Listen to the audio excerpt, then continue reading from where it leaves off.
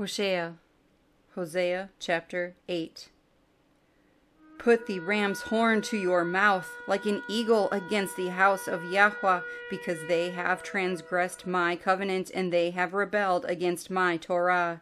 They cried out to me, my Elohim, we Yisra'el know you.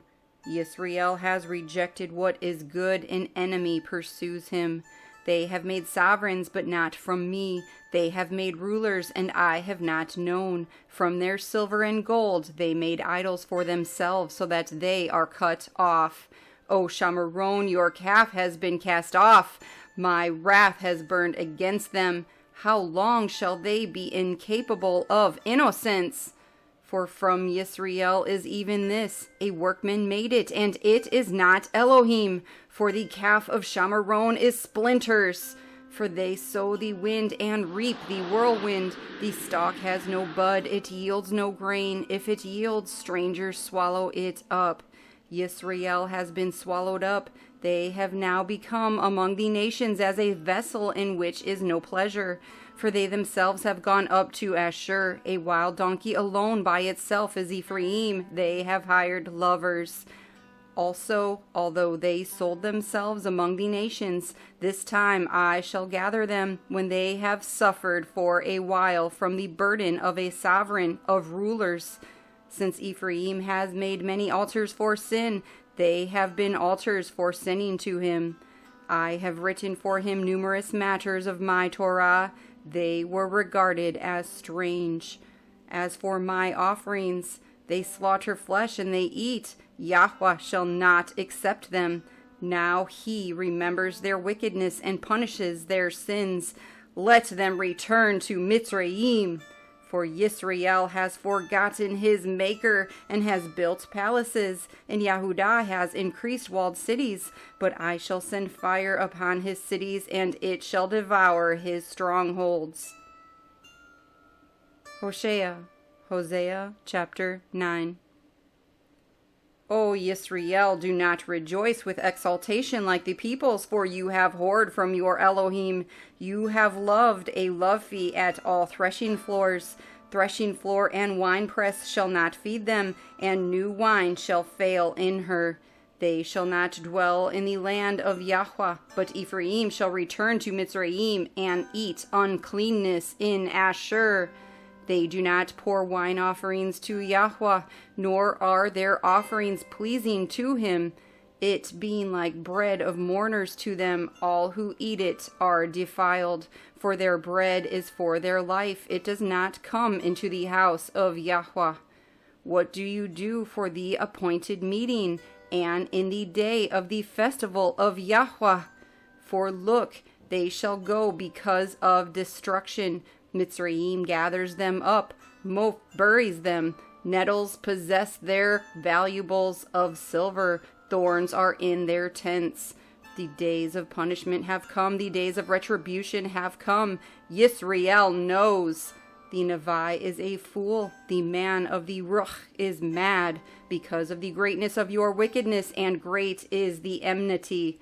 Elohim's watchman over you, Ephraim, is the Nevi, but a trapper's snare is in all his ways. Enmity is in the house of his Elohim. They have deeply corrupted themselves, as in the days of Gibah. He remembers their wickedness, he punishes their sins.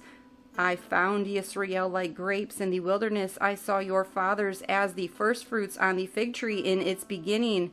They themselves have gone to Baal Peor, and separated themselves to shame, and became as abominable as that which they loved.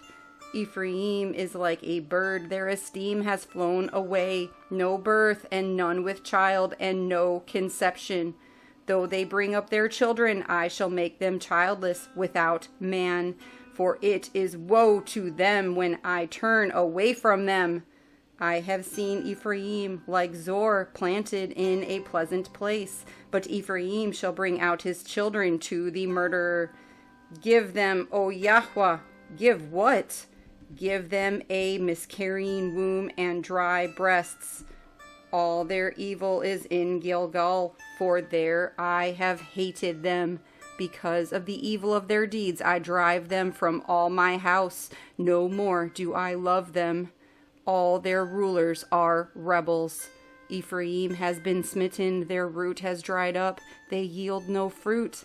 Even if they bear children, I shall put to death the precious ones of their womb. My Elohim rejects them because they have not obeyed him, so that they become wanderers among the Gentiles.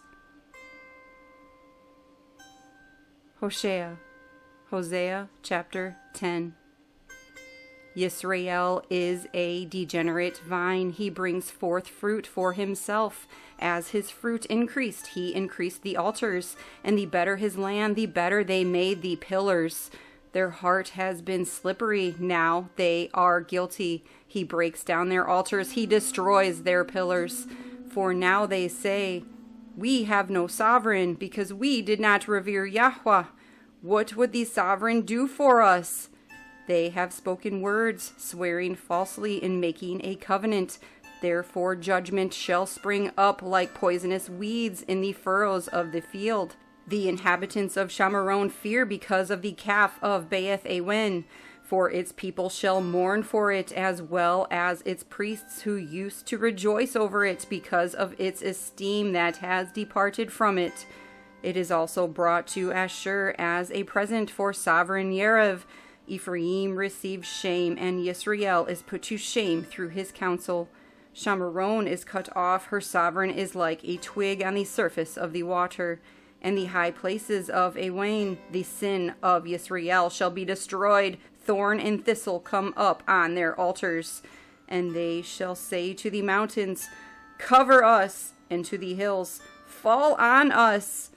O Yisra'el, you have sinned from the days of Geba. There they stood. The battle in Geba against the children of perversity did not overtake them. When I desire, then I bind them, and peoples shall be gathered against them when I bind them for their double guilt. And Ephraim is a trained heifer, loving to thresh grain, but I myself shall pass over her comely neck. I put Ephraim to the yoke, Yehuda plows, Yaakov harrows for him.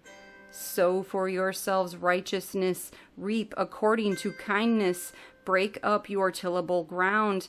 It is time to seek Yahuah till he comes and rains righteousness on you. You have plowed wickedness, you have reaped unrighteousness, you have eaten the fruit of lying, because you trusted in your own way, in your many mighty men.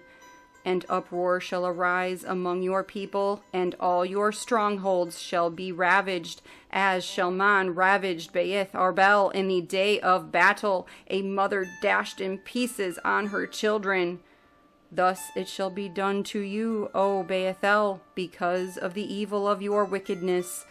At dawn the sovereign of Yisra'el is completely cut off.